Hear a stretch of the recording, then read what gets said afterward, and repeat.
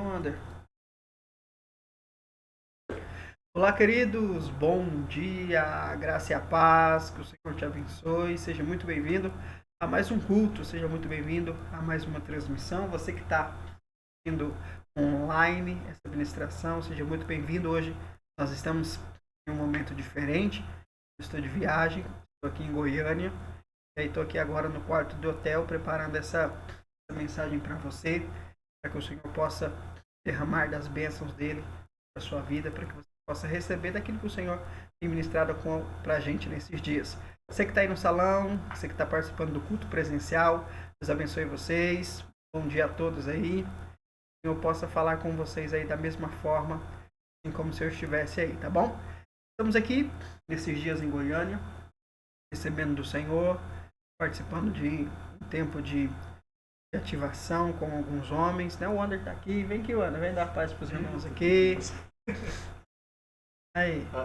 Paz, meus irmãos. Cadê a câmera? Aí. Paz, meus irmãos, tudo bom? Aí. Boa ministração. Estamos aqui e vamos continuar aí. Nós estamos falando sobre o avivamento, estamos falando sobre as igrejas do Apocalipse. Nós vamos continuar e hoje eu preciso ser rápido porque o computador ele está com a bateria pela metade aqui e nós estamos sem fonte de energia aqui no quarto do hotel, mas se acabar aqui nós damos um jeito, né? Então vamos lá para a palavra, nós vamos ler aqui em Apocalipse capítulo 3. Nós vamos falar hoje sobre a sexta igreja, a sexta carta e a igreja de Filadélfia. Diz o seguinte, Apocalipse capítulo 3, vamos ler o versículo 7. Apocalipse 3, 7 diz o seguinte: Ao anjo da igreja em Filadélfia escreve: Assim declara aquele que é santo e verdadeiro, que possui a chave de Davi. O que ele abre, ninguém consegue fechar, e o que ele fecha, ninguém pode abrir. Conheço as tuas obras. Eis que tenho colocado diante de ti uma porta aberta, que ninguém consegue fechar. Tens pouca força, mas obedecestes a minha palavra e não negastes o meu nome. Farei aos da sinagoga de Satanás, aos que se dizem judeus, mas não são, mas mentem. Sim, farei que venham adorar prostrados aos teus pés, e saibam que eu te amo, porque destes atenção à minha exortação quanto a suportar os sofrimentos com paciência. Eu igualmente te livrarei da hora da tribulação que virá sobre o mundo todo, para pôr à prova os que habitam sobre a terra. Eis que venho sem demora. Conserva o que tens, para que ninguém tome a sua coroa. Farei do vencedor uma coluna no templo do meu Deus, de onde jamais sairá. Escreverei nele o nome do meu Deus e o nome da cidade do meu Deus, a nova Jerusalém que desce da parte de céu da parte de Deus. E igualmente escreverei nele o meu novo nome. Aquele que tem ouvidos compreenda o que o Espírito revela às igrejas. É um texto muito forte, porque, como nós temos estudado, é um texto profético. E ele vai falar sobre a sexta igreja, né? O sexto modelo, a sexta representação de igreja. E aqui ele fala sobre Filadélfia, né? Uma cidade que existiu nesse tempo de João e representa também uma parte, uma época da vida da igreja. Filadélfia, o nome Filadélfia, a palavra Filadélfia, significa amor fraternal. Então nós estamos falando de uma igreja amorosa, uma igreja fraterna. Nós estamos falando de uma comunidade. Essa informação é muito importante para você entender a chave por trás da carta a Filadélfia. Antes de nós falarmos sobre Filadélfia, entender também que assim como a igreja de Esmirna, Filadélfia não teve nenhuma exortação do Senhor. Não houve nenhuma palavra de repreensão para essa igreja. Por quê? Porque essa igreja estava vivendo debaixo dos princípios, mesmo diante do caos, né? Como nós vamos falando, a igreja ela vem se decaindo, né? Desde do seu nascimento. Então vem Éfeso, vem... Qual é que depois vem? Esmirna? Pérgamo? Acho que é Pérgamo, sei lá, vai vindo aí até chegar nela, e à medida que vai passando o tempo, ela vai saindo dos princípios, ela vai se desmodelando, mas a igreja de Filadélfia, assim como a igreja de Esmirna, permanecia na palavra, permanecia nos princípios, por isso não há nenhuma repreensão para elas. E como eu falei para vocês, a igreja de Filadélfia, assim como também a igreja de Sardes, que nós falamos anteriormente, são igrejas que estarão presentes, tanto para o arrebatamento quanto à volta de Jesus. Aqui você vai entender, na igreja de Sardes, Jesus avisou, preserva, porque eu virei como um ladrão. Então ele está anunciando o arrebatamento que virá. Aqui você vai perceber que o arrebatamento ele vai acontecer nesse estágio, nessa igreja, na igreja de Filadélfia. E depois nós falaremos, por último, da igreja de Laodiceia, que é a igreja que fica no arrebatamento. Então, hoje e semana que vem são ministrações importantes para você discernir, para você entender se você é do grupo dos que vão ou do grupo dos que ficam. Qual é o seu grupo, André? Vamos lá. A igreja de Sardes, que nós falamos na semana retrasada, ela representa a igreja reformada, ou seja, a igreja protestante, né? A igreja que saiu de Roma e começou a protestar sobre aquilo que a igreja católica estava pregando. Só que ao mesmo tempo, essa igreja protestante, reformada, ela começou a crescer e a cair nos mesmos erros da igreja da qual ela havia se protestado. E essas igrejas reformadas, elas se tornaram grandes igrejas. Igrejas numerosas, igrejas de renome, igrejas de um certo nível de influência. Só que ao mesmo tempo se tornou uma igreja fria, uma igreja tradicional, uma igreja metódica, uma igreja firmada sobre tradição. Não sobre o mover do Espírito, não sobre a vida da igreja, mas sobre um padrão estabelecido por homens. Se tornaram grandes igrejas, grandes denominações, grandes instituições, mas frias. E nós vamos perceber aqui que a igreja de Filadélfia ela é completamente o oposto disso. A igreja de Filadélfia ela sai da igreja de Sardes, dessa igreja grande, dessa igreja monumental, de grandes templos, de grandes pregadores, para viver uma realidade simples. A igreja de Filadélfia, ela surge, né, profeticamente ali no século XVIII, século XIX, através dos movimentos evangélicos. Movimentos que buscavam apenas a vida de oração, movimentos que buscavam o batismo com o Espírito Santo, movimentos que buscavam a vida simples da igreja, de casa em casa. Então, esses pequenos movimentos que foram surgindo representam a vida, a igreja de Filadélfia. São igrejas focadas no amor a Deus e no amor às pessoas. Não sobre a denominação, não sobre o templo, não sobre o grande pregador ou o grande pastor, mas sobre a vida comum da igreja. Justamente aquilo que Atos nos fala, né? Sobre o mover de Deus a partir das casas. Então a igreja de Filadélfia ela representa esse povo, esse movimento, né? Alguns acreditam que seja um movimento pentecostal, mas não é. É um movimento de não aos templos, não à luxúria, não aos monumentos, mas à simplicidade do evangelho, de casa em casa, de pessoa em pessoa, a vida em comunidade. É interessante que no versículo 7, né, nós temos a apresentação de Jesus. E Jesus diz o seguinte, olha só, versículo 7. Jesus diz: assim declara aquele que é santo e verdadeiro, ou seja, ele invoca a sua santidade para reafirmar aquilo que ele vai dizer, ou seja, o que ele vai dizer a essa igreja é algo digno de completa confiança, porque o próprio Cristo é quem está dizendo. E ele diz que possui a chave de Davi. O que é a chave de Davi? Quando nós falamos de Davi, nós temos várias representações, né? A adoração, a intimidade com Deus. Só que a grande chave de Davi é o governo. Davi é o grande rei de Israel. Então, quando Jesus se apresenta como aquele que tem a chave de Davi, Jesus está se apresentando como aquele que governa. É aquele que detém o governo do reino de Deus.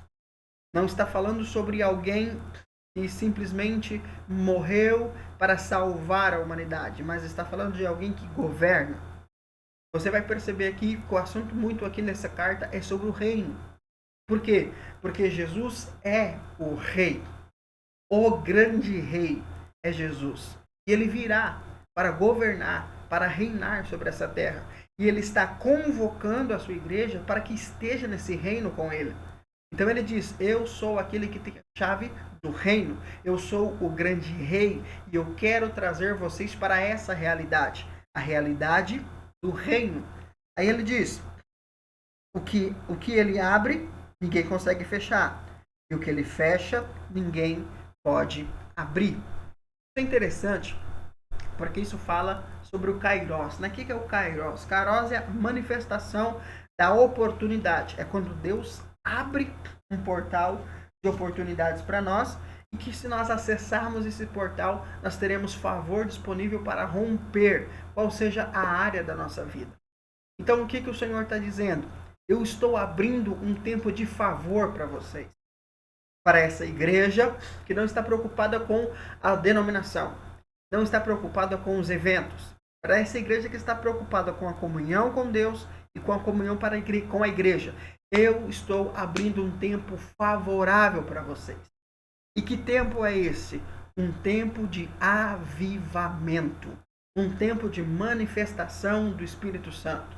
Um tempo de manifestação da graça de Deus. Olha que doideira. Antes de acontecer o arrebatamento, Deus abrirá um portal de graça e de avivamento na igreja no mundo inteiro. O evangelho da graça será anunciado, o amor de Deus será manifestado, será revelado. Nós viveremos um mover do Espírito tão grande, porque esse é o Kairos de Deus para essa igreja. Não digo que acontecerá em toda a igreja, mas nesses que estão buscando a simplicidade do evangelho, a simplicidade do reino, a simplicidade da vida da igreja, esses serão canais, terão portas abertas para serem manifestações de um grande avivamento. O avivamento que antecede a volta de Jesus. E por que isso é importante? Para que a igreja do arrebatamento seja tão gloriosa como foi a igreja de Atos. A igreja do arrebatamento não pode ser menor do que a igreja de Atos. Nem em poder, nem em quantidade, nem em manifestação. Por isso haverá um grande avivamento. Por isso que nós estamos falando sobre isso. Mas para que esse avivamento aconteça, é preciso haver esse entendimento da graça de Deus, da bondade de Deus, do favor de Deus. Porque Portas Abertas fala sobre isso. Já participou da campanha das Portas Abertas, não já? Eu também já fiz essa campanha, você acredita? Campanha das Portas Abertas. Qual é a porta aberta, irmãos? Porta aberta é a graça de Deus. Jesus, quando ele foi falar a primeira vez em público, ele fala sobre Isaías, o texto de Isaías, onde ele fala do ano aceitável, do ano favorável do Senhor. O tempo da graça. Nós precisamos compreender a graça de Deus se quisermos viver a verdade por trás da igreja de Filadélfia. Consegue compreender o que eu estou te falando? Somente pela graça é que teremos um relacionamento verdadeiro com Deus. Somente pela graça conseguiremos ter um relacionamento com os nossos irmãos. Somente pela graça conseguiremos desfrutar da vida da igreja. Sem a graça, irmão, nós vamos viver de legalismo, de falsidade. E não é isso que Deus tem para nós. Essa era a realidade da igreja de Sardes. Essa é a realidade da igreja denominacional, da igreja institucional. Eles estão lá, mas também não estão lá. Estão lá para bater carteira, para bater ponto. Não é essa a realidade da igreja de Jesus. É preciso haver intimidade, comunhão, relacionamento. não só com Deus, mas também com os irmãos, mas sem um coração afetado pela graça, isso não é possível. Amém ou não? Está conseguindo compreender? Agora, preste atenção no seguinte. O texto também diz que ele fecha a porta. Ele abre porta, mas ele também fecha a porta. A porta que ele abre é a porta da graça. É o tempo do favor, é o tempo da aceleração. Mas qual é a porta que ele fecha? A porta que Deus fecha é a porta de coisas que nós não podemos voltar atrás. São portas que falam da revelação. Uma vez que você entende a revelação de Jesus, você não pode voltar para o legalismo. Uma vez que você entende a revelação da simplicidade do Evangelho, você não pode querer voltar ao tradicionalismo. Essa porta foi fechada para você. Se você entende que você é amado por Deus, essa porta de condenação, de comiseração, de vitimismo, ela está fechada para você. Você não pode querer abrir ela mais. Por isso que você precisa entender quem você é. A porta que Deus abre revela quem você é. A porta que Deus fecha é para que você não volte a ser quem você era. Então, entenda o seguinte. Existem coisas que não vão para frente, irmão, justamente porque você está tentando abrir portas que Deus já fechou. Quando você ora, por exemplo, com vitimização, você está tentando abrir uma porta que Deus já fechou. Você não é mais pobre, miserável, pecador. Orar dessa forma, relacionar-se com Deus dessa forma, é tentar abrir uma porta que já está fechada.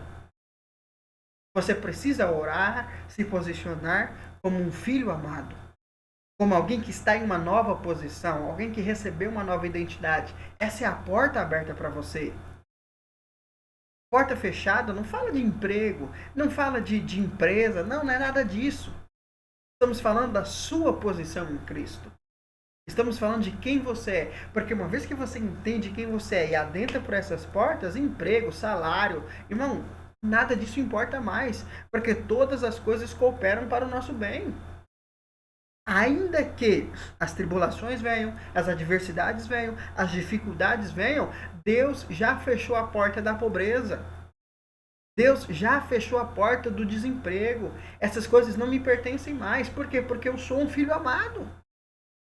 Então, se eu começo a viver nisso e a acessar essas portas e a adentrar essas portas, meu irmão, minha dificuldade não é nada.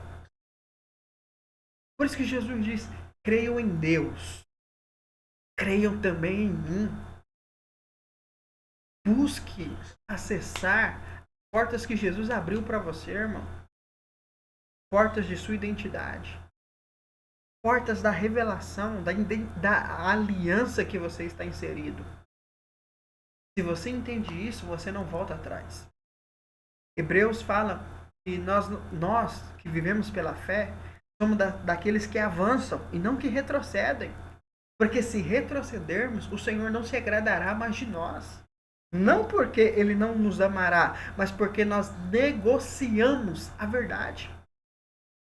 Paulo diz que aquele que entende a graça e volta para a lei, ele caiu. Ele retrocedeu. Deus não quer que nós retrocedamos. Ele quer que nós avancemos para as portas que estão abertas diante de nós. Entenda isso. Entenda isso. Quem você era, quem você foi, já não existe mais. Essa porta está fechada. Ah, eu sou fraco. Essa porta está fechada. Você é forte naquele que te fortalece. O Senhor te fortalece, então pare de dizer coisas que já foram fechadas. Eu sou pecador. Não, você não é. Você é alguém que foi santificado pelo sacrifício de Jesus. Então você é santo nele. Comece a declarar isso. Comece a acessar essas portas. E você vai acessar um tempo de favor sobre a sua vida. Amém ou não? Estão compreendendo aí o que eu estou falando ou não? Agora, como que Jesus ele continua falando, né, sobre essa igreja? Ele diz o seguinte, vamos ler aqui.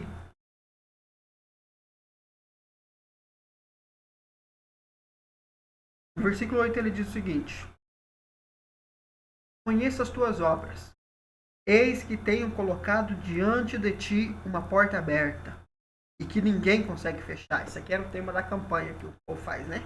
Deus colocou uma porta aberta diante de você e ninguém vai fechar. Que porta é essa, irmão? Acabei de dizer para você. É a porta do favor. Essa igreja que surgiu ali no século XVIII, XIX, esse movimento, é um movimento que não tem como morrer. De tempos em tempos, a igreja ela volta para casa. Ela volta aos princípios. De tempos em tempos. De tempos em tempos, alguém se desperta e fala assim: cara, eu vou para casa, eu vou fazer o culto com a minha família e nós vamos viver lá. De tempos em tempos isso acontece. Porque foi isso que aconteceu com essa igreja. Ela abandonou os grandes templos, os grandes monumentos, igrejas que existem até hoje, templos que existem até hoje. Eles saíram disso. Abandonaram essa ideia política, religiosa e foram viver a vida comum da igreja. Casa, as reuniões. Esse movimento nunca vai acabar. Porque esse é o movimento de Jesus. Jesus não está nos grandes templos. Por mais que ele esteja em todos os lugares, porque ele é onipresente. Mas o amor dele está na simplicidade do Evangelho. Não é sobre o grande pregador. Você viu, eu estou aqui em Goiânia, estou ministrando a palavra para você. Isso é ser igreja. Não é sobre, se eu não estou aí, não tem culto, se o pastor não está, eu não vou. Se você pensa assim, você ainda está na religiosidade. Você é alguém que ainda não desfrutou da graça de Deus. Porque não é sobre isso. A igreja de Sardes, a igreja tradicional, a igreja que existia, era uma igreja que estava ligada ao quê? A um grande nome, a uma grande ideologia, a um grande pregador. Esses movimentos estavam conectados a quê? A vida da igreja. A comunhão entre os irmãos. Ao mover do Espírito. E esse movimento nunca vai acabar. Para você ter uma ideia, as igrejas, os maiores movimentos evangélicos nos países perseguidos hoje, são de igrejas como essas. Movimentos. Não é de uma grande denominação, são missionários que foram para lá. São pessoas que decidiram pagar o preço pelas suas vidas e ir para lá pregar o evangelho. Movimentos. Pessoas que se reúnem em porões de casas, em casas abandonadas. Não estão preocupadas com uma denominação. Estão preocupados com a vida da igreja e com o relacionamento com o Senhor. Irmão, se você entender isso.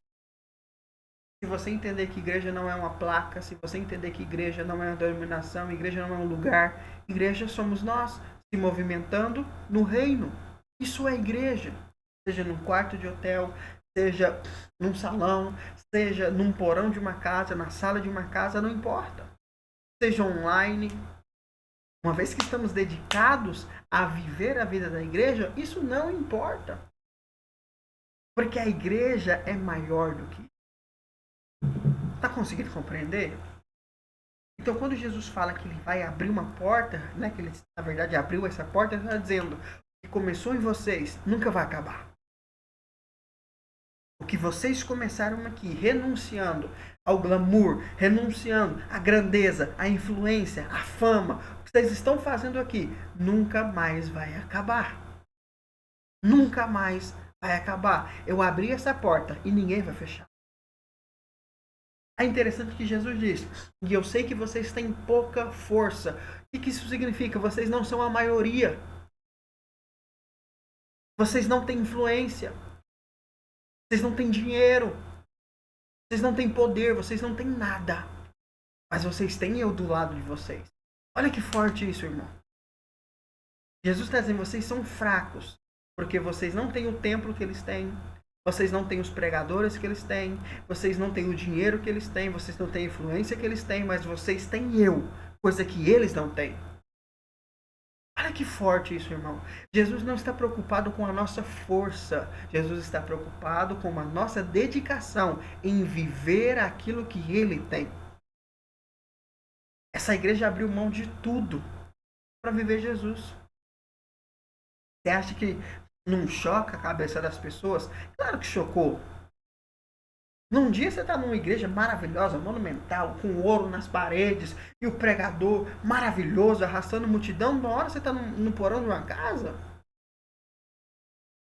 Claro que choca. Só que eles abriram mão de tudo para viver a simplicidade de Jesus. E Jesus diz: eu estou com vocês nessa. Eu estou com vocês nessa. E porque eu estou com vocês, vocês são grandes e vocês são fortes. Não pela força de vocês, pela minha força. Ai, irmão, eu quero que você entenda isso. Porque o avivamento que Deus vai trazer não é por causa de nós. Não é por causa da nossa força. Somos fracos, irmãos. Não temos o nome que a maioria das igrejas tem. Não temos os pregadores. Não temos a influência, os contatos. Temos a simplicidade. Estamos buscando por uma palavra. Apenas isso. E isso é o suficiente. Isso mostra, irmão, que esse espírito de grandeza, ele não pode governar a nossa vida. Se eu não for grande, se eu não for reconhecido, eu não sou ninguém. Não, irmão. Jesus veio de Nazaré, uma cidade que ninguém dava valor. Jesus veio de Maria. Maria é um nome comum. Quem é Maria? Maria é qualquer uma. Jesus, o nome Jesus é um nome comum. Yeshua é um nome comum em Jerusalém, é um nome comum em Israel. Não tem grandiosidade nisso. Mas aquilo que ele carrega é muito grande. Aquilo que Maria carregava era muito grande. Porque o externo não revela. Isso aqui é uma coisa muito interessante. Porque o que as pessoas falam? Aquilo que você tem revela a capacidade que você tem. Às vezes não. Às vezes eu carrego algo muito grande aqui dentro, mas que não está materializado nas minhas coisas. Que não está materializado no ambiente que eu vivo, na realidade que eu vivo. E está tudo bem. João Batista foi o maior dos profetas, como diz Jesus. Mas ele vivia como o pior de todos. Então não é sobre a aparência. É sobre a verdade que estamos firmados. Compreende o que eu estou te falando? Então isso fica como um alerta para mim. A igreja de Sardes, a igreja tradicional, estava preocupada com o nome, com a denominação, com a influência, com a repercussão, com a fama. Enquanto isso, a igreja de Filadélfia estava preocupada com o seu relacionamento com Deus e o seu relacionamento com o próximo. Só isso. Por isso, versículo 9, o texto diz o seguinte. Olha o que ele diz. Farei aos da sinagoga de Satanás, aos que se dizem judeus e não são, mas mentem. Sim, farei que eles venham adorar prostrados aos teus pés. Saibam que eu te amo. Tipo uma vingança, não é? Tipo uma vingança. Tipo, eles não te valorizaram. Agora eu vou provar para eles que vocês são tops. É estranho, né? Quem são os da sinagoga de Satanás? Lembra que nós já falamos sobre isso? A sinagoga de Satanás fala sobre a igreja que vivia sobre as práticas judaicas. A igreja judaizante, que dizia que para ser cristão também deveria ser judeu. Tinha que praticar as leis de Moisés. Ou seja, no movimento evangélico existia, existiu e existirá sempre pessoas que vão trazer princípios, fundamentos, religiosidade para dentro da vida da igreja. E Jesus chama esses sinagoga de Satanás. Por quê? Porque estes não valorizam a grandiosidade da nova aliança. Quando eu quero me aperfeiçoar, quando eu quero me aprovar diante de Deus mediante ritos, leis e regras, eu estou desvalorizando a obra de Jesus. E só Satanás vai fazer um trem desse. Então Satanás é quem influencia essas igrejas. Não sou eu que estou dizendo, é o próprio Jesus que está dizendo isso. Então essas igrejas que implantavam o judaísmo e que criavam padrões religiosos dentro da igreja. Jesus o chama de sinagoga de Satanás. Isso enfatiza para nós a importância de fundamentarmos a nossa vida na nova aliança. De fundamentarmos a nossa vida, de compreendermos mais da revelação, da graça de Deus. Porque senão Satanás vai impregnar a nossa mente. Eu não quero isso. Espero que você também não. Agora, Jesus diz, eu vou mostrar para esse povo que eu amo vocês. Vocês são simples, né? Aí parece a Chiquinha defendendo o seu Madruga, né? É porque meu pai é feio, todo magrelo. Jesus, não é porque vocês são fracos, não é porque vocês não têm nada. Como que Jesus vai provar que ele ama essa igreja? Como, Ander? Oh, o irmão tá ligado no Espírito. Aleluia. Como que Jesus vai provar para essas igrejas que essa igreja simples está certa? Arrebatando ela. Arrebatando ela. Ou seja, quando o arrebatamento acontecer, todo mundo que negligenciou a simplicidade do Evangelho vai ter que reconhecer que estávamos certos. O que é ser igreja? Atos 2 fala. Oração, ensino, partir do pão, comunhão. Isso é ser igreja. Não é sobre prédios, não é sobre denominações, não é sobre pastores famosos, sobre conferências. Não. É sobre ensino, oração, partir do pão e comunhão. Não tem como essa igreja não viver o seu propósito. Porque ela não está preocupada com ela, com o status dela. Ela não está preocupada se vai vir 100 ou 200 pessoas no culto. Ela não está preocupada se ela vai ter o pregador famoso ou não, se vai ter músico para tocar ou não, se vai ter banda ou não. Isso não interessa. Por quê? Porque se houver ali pessoas apaixonadas por Jesus e querendo ser igreja, é isso. Vai ter ensino, vai ter oração, vai ter comunhão, vai ter ceia. Compreende isso? Aí o que Jesus diz? Olha só, isso aqui é muito forte, mano. No versículo 10. Ele diz o seguinte: portanto, porque destes atenção à minha exortação, quanto a suportar os sofrimentos com paciência, eu igualmente te livrarei da hora da tribulação que virá sobre todo o mundo. Qual é a tribulação que virá sobre todo o mundo? A grande tribulação. Então Jesus está dizendo, vocês serão guardados da grande tribulação. E como eu vou ser guardado da grande tribulação? Não estando aqui quando ela acontecer.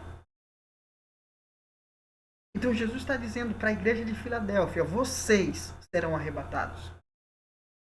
Pela simplicidade de vocês, pela fidelidade de vocês, pelo fundamento bem estabelecido, vocês serão arrebatados. Ai, mas isso é maravilhoso demais. Porque o segredo está aqui. Não, eu tenho que ser santo, eu tenho que ser perfeito. Não, tem que ser simples. Eu tenho que parar de inventar moda e tem que ser simples. Acreditar no que dá certo desde o princípio. Simplicidade.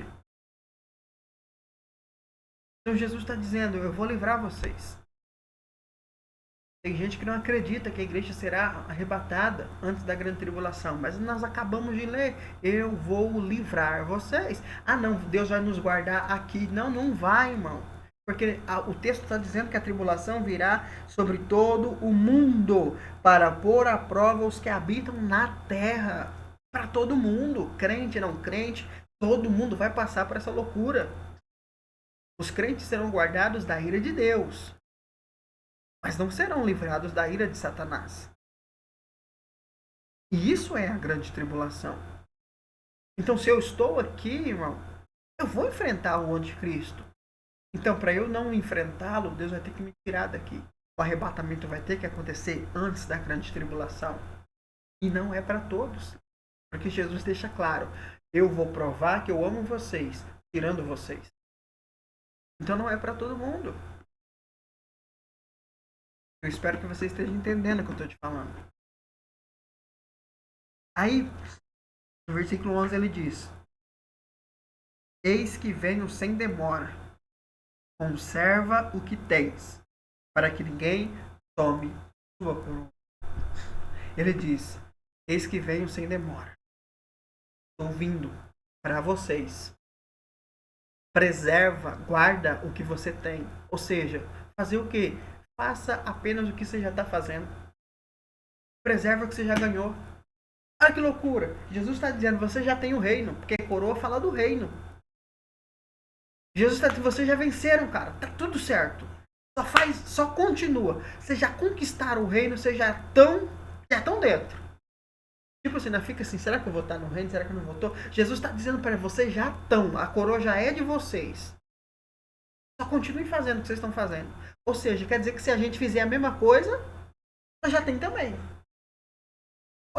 Ai, é muito difícil o reino. Não, é simples. Só que qual é a dificuldade? Manter. A dificuldade está na nossa falta de disciplina. Na nossa falta de constância na coisa simples. Porque para fazer o difícil, rapaz, nós damos um jeito. Mas para fazer o simples, irmão, dá trabalho. Então Jesus está dizendo, guarda o que vocês já têm. Já é de vocês. Porque se vocês não guardar, alguém vai tomar. E é Deus que vai tomar? Não, alguém que vai fazer o simples. Se eu não fizer o simples, alguém vai fazer e vai tomar o meu lugar no reino. Se eu não viver a simplicidade do Evangelho, segundo a graça de Deus, amando a Deus, buscando ter intimidade com Deus e vivendo a vida da igreja, alguém vai fazer. Lembra que eu falei? Esse movimento que começou, ele não vai acabar? Se não for com a gente, irmão, vai ser com o outro. É isso que eu quero que você entenda. O reino não vai perder por nossa causa. Se não for a gente, vai ser outro. Só que Jesus está dizendo, guarda o que você tem. Porque se você fizer a sua parte, não precisa de outro. Não precisa. Se a gente fizer... Se a gente fizer o que tem para fazer nesse tempo, não vai precisar de outro avivamento, irmão. Não vai precisar. Mas se nós não guardarmos o que nós temos, se nós não preservarmos, permanecermos naquilo que nós temos, infelizmente, perderemos a nossa posição. Deus o livre e guarde. Ave Maria cheia de graça. Não quero perder. Não quero. Então que você entenda essa palavra nessa manhã. Essas são as características de um povo que de fato vive o seu propósito. Essas são as características de alguém que será arrebatado. Simples, que não negocia princípios, que abre mão da religiosidade, que abre mão do legalismo para viver a graça de Deus. Para valorizar a oração, o ensino, a comunhão e a ceia. Amém? Nós vamos orar para a gente encerrar esse tempo. Pega meu celular ali, fazendo um favor. Nós vamos ofertar ao Senhor nesse momento. Você tem a sua oferta.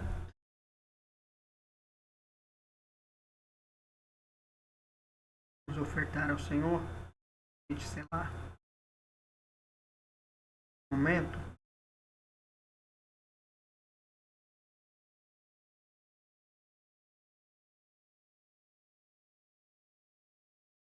Para a sua oferta ao Senhor.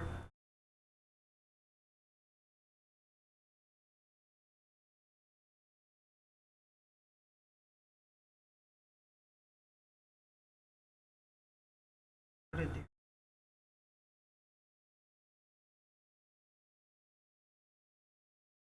Vamos orar?